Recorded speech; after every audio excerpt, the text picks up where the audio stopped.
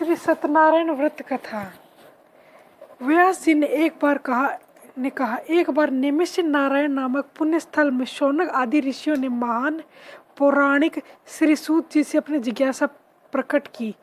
ऋषि मुनि समय समय पर इस प्रकार एकत्रित होकर मनुष्य मात्र के दुख के निवारण हेतु और सुख के संवर्धन हेतु उपाय खोजा करते थे।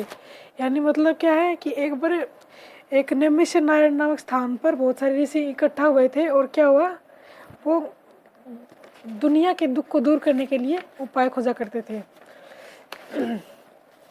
ऋषियों ने पूछा, ऐसा कौन सा व्रत या तप है जिसे करने से सभी लोग वांछित फल पा सकते हैं?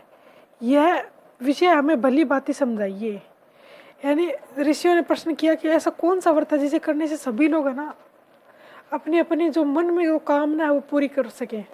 सूत जी बोले, एक बार नारद जी ने भी भगवान विष्णु से ऐसा ही प्रश्न किया था। मैं उस प्रसंग को कहता हूँ, आप लोग ध्यानपूर्वक सुने।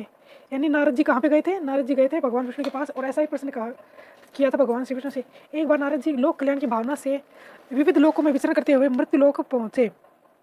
नारद जी कहाँ गए? मृत्यु लोक यानी इस संसार में गए जहाँ प्राणी मान क्या है, जिन सबकी मृत्यु हो सकती है। जैसे कि हम जिसमें रहते हैं तो हर किसी की मृत्यु होनी है, चाहे वो पशु पक्षी कुछ भी हो, ठीक है। वहाँ उन्होंने अधिकांश मनुष्य को अपने ही असत्कर्मों के प्रभाव से नाना प्रकार के कष्ट पाते हुए देखा। उन्होंने देखा कि लोग है ना अपने कुकर्मों के कारण बहुत सारे दुख भोग रहे हैं। उनके मन में करुणा उत्पन्न हुई, उन्हें लोगों पर दया आई। प्राणियों के कष्ट और दुख कैसे मिटे यह सोचते हुए विष्णु लोक जा पहुँचे। लोगों के दुख दूर करने के लिए वो क्या पहुँचे? विष्णु लोक जा पहुँचे। वहाँ भगवान विष्णु के सामने पहुँचकर उन्होंने जगत पालक की स्तुति की। नारद जी विष्णु लोक पहुँचे और उन्होंने भगवान श्री हरि विष्णु को प्रणाम किया। स्तुति सुनकर भगवान ने नारद जी से उनका उद्देश्य पूछा। भगवान बोले, हे नारद, आप किस उद्देश्य से यहाँ आए हो? अपने मन की बात निसंकोच कहें, मैं आपकी सारी दुविधा शंका समस्या का समाधान बताऊंगा। नारद जी बोले, हे प्रभु, मृत्यु लोक में प्राणी मात्र अपने पापों के फल स्वरूप तरह तरह के हीन परिस्थिति में जन्म लेकर भीषण कष्ट पा रहे हैं। प्रभु, भीषण कष्ट पा रहे हैं। आप मेरे ऊपर कृपा भाव रखते हैं तो ऐसा कोई उपाय बताइए प्रभु, जिससे कर्म फल का नियम भी न टूटे और प्राणियों के दुख का निवारण हो जाए। प्रभु, निवारण हो जाए। भगवान ने कहा, नारद जी, आपने लोकहित की भावना से बड़ा ही सुंदर प्रश्न किया है। इससे मैं बहुत प्रसन्न हूँ। मैं आपको एक ऐसा व्रत बताता हूँ जिससे आपकी सारी समस्या का समाधान हो जाएगा।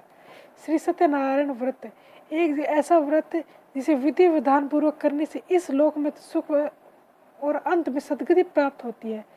नारद जी बोले, हे प्रभु, इस व्रत का क्या विधान है, फल क्या है और इसे किसने किया, और यह सब करने के मुझे विस्तार पूर्वक समझाइए प्रभु। इस व्रत का क्या फल है और कैसे इसको किया जाता है?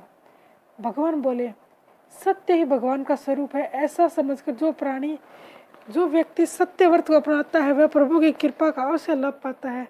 न्यायकारी, समदृष्टि और कर्म को प्रधानता देने वाले सत्य रूपी प्रभु की साधना से ही प्रसन्न होते हैं। भगवान बोले कि जो न्यायकारी, जो न्याय पर भरोसा रखते हैं, समदृष्टि यानी सभी को समान भाव से देखते हैं, वह कर्म को प्रधानता देने वाले जो भगवान सत्य रूपी भगवान है उनकी साधना से प्रसन्न होते हैं और उनकी कृपा से साधकों में लौकिक व पारलौकिक सुख शांति निश्चित रूप से प्राप्त होती है। यानी जो मनुष्य सभी को समान भाव से देखता है, न्यायपूर्वक दृष्टि रखता है, अपने कर्म को प्रधान देता है। जैसे कि मान लिया कि कोई गृहिणी है, उसे अपना घर का काम करना है, अगर वह उसे विमुख होकर कुछ मनोरंजन इत्यादि करती है, फ़ोन चलाती है, टीवी देखती है, तो वह क्या है? वह सत्य धर्म नहीं है। उसे अपने कर्म को प्रधानता देनी चाहिए, यानी उसके अपने कर्तव्य का पालन करना चाहिए, इससे वह सदगति हो रही है। अब ऐसे ही देखिए कि जैसे कोई बच्चा है तो उसे क्या है, आजकल क्या मोबाइल सभी का दुश्मन बना बैठा है, तो क्या करना चाहिए? मोबाइल सभी का दुश्मन बना बैठा है। लोग अपने अपने धर्म को छोड़कर मनोरंजन दुष्प्रवृत्ति में लगाने, किसी को दुख पहुंचाना, किसी के दुख पर हंसना, ऐसी दुष्प्रवृत्तियों के कारण अपने सत्य धर्म से दूर हो गए हैं। हे नारद, आगे भगवान कहते हैं, हे नारद, मृत्यु लोक में सत्य धर्म की उपेक्षा के कारण ही लोग अत्यधिक कष्ट पा रहे हैं। यदि केवल शब्दों से ही नहीं बल्कि आचरण से भी सत्य धर्म का पालन करने के लिए तत्पर हो जाएं तो सत्य रूप निश्चित रूप से दुखों का निश्चित रूप से दुखों का छुटकारा पा सकते हैं।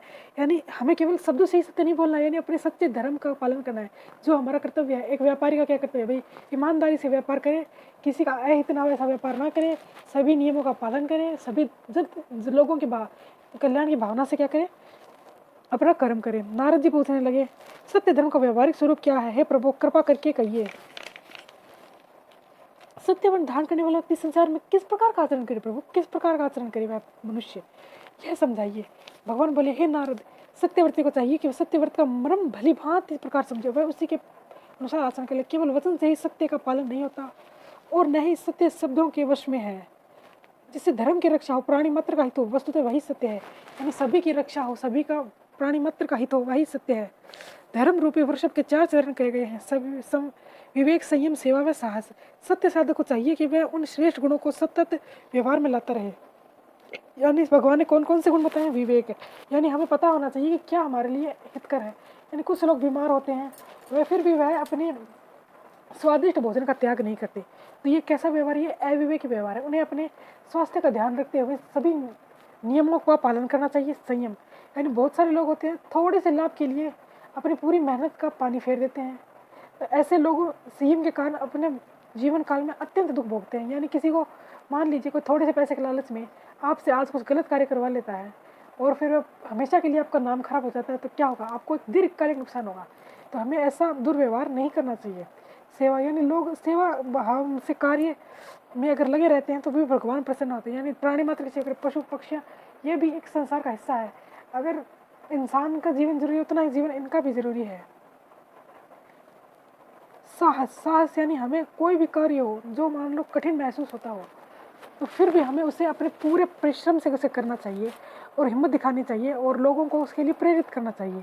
और कोई भी ऐसा कार्य जो गलत हो, यानी कि गलत हो, तो उसका विरोध करने का साहस हमें करना चाहिए।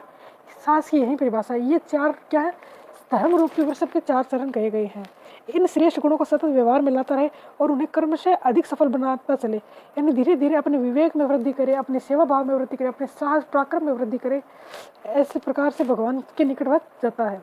उसे आत्मचिंतन यानी स्वयं का चिंतन करना चाहिए कि वह क्या है, वह क्या कर सकता है इस लोक में भगवान की सेवा के लिए। आत्मशोधन यानी स्वयं में क्या दोष है जिसे वह दूर कर एक श्रेष्ठ मनुष्य बन सकता है, यानी एक अच्छा इंसान उससे बन सकता है, अपने सभी अंदर के सभी गुण दोषों को दूर कर सकता है। आत्मनिर्भर यानी स्वयं के विकास के लिए वह क्या कर सकता है? आत्मनिर्भर में किसी भी प्रकार की ढील नहीं देनी चाहिए।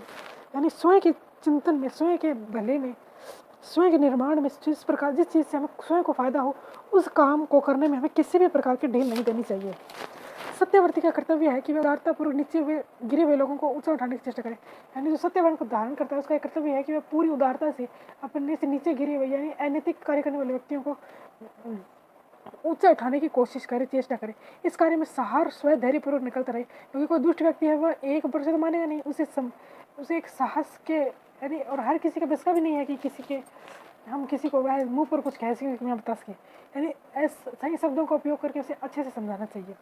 सत्यव्रत वाला प्रत्येक विषय को विवेक व न्याय की कसौटी पर कसता है। यानी हर विषय को वह न्याय की कसौटी पर यह चीज़ मेरे लिए सही है या नहीं, गलत है नहीं, और समुचित बात को ही स्वीकार करता है। ऐसी व्यक्ति अच्छी तरह जान लेता है कि सत्य रूपी भगवान सर्वत्र उपस्थित है और दयालु होते हुए भी निष्पक्षता और न्याय का पालन करते हैं।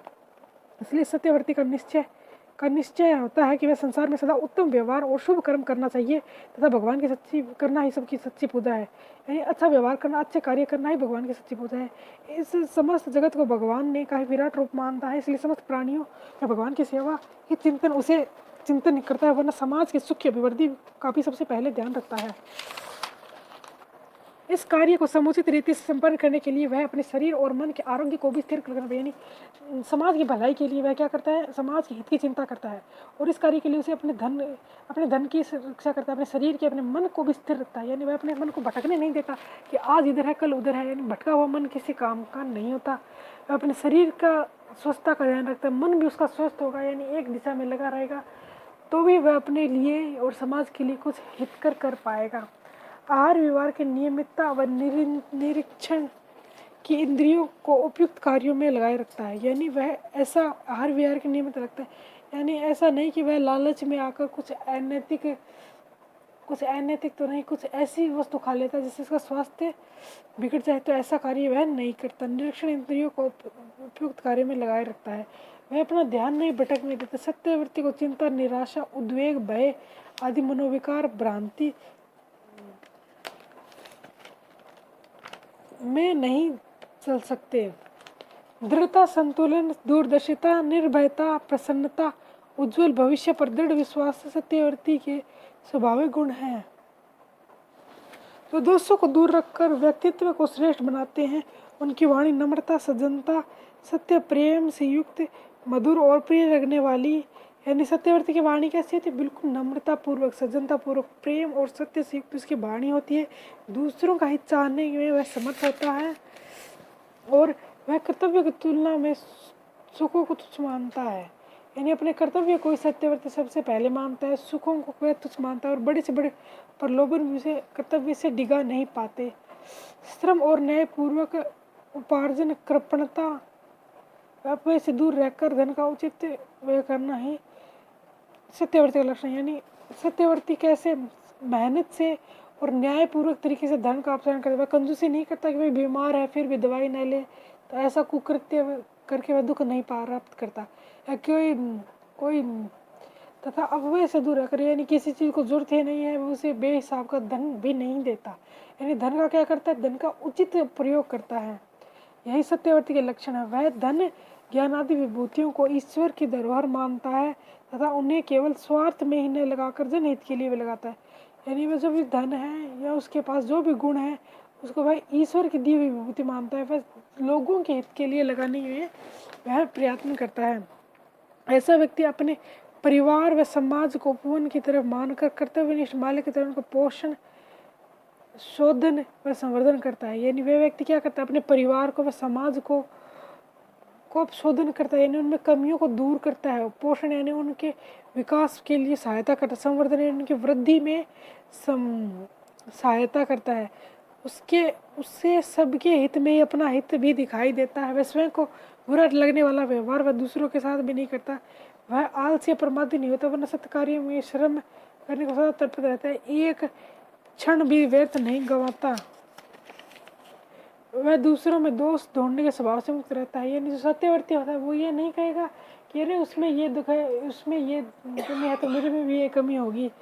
वह दूसरों के अंदर क्या करता है? बिल्कुल भी दुख नहीं देखता। अब आजकल की बात है, हमें कोई एक कमी गिनाता है तो हम उसकी क्या करते हैं? हम उसकी 10 कमी गिना देते हैं।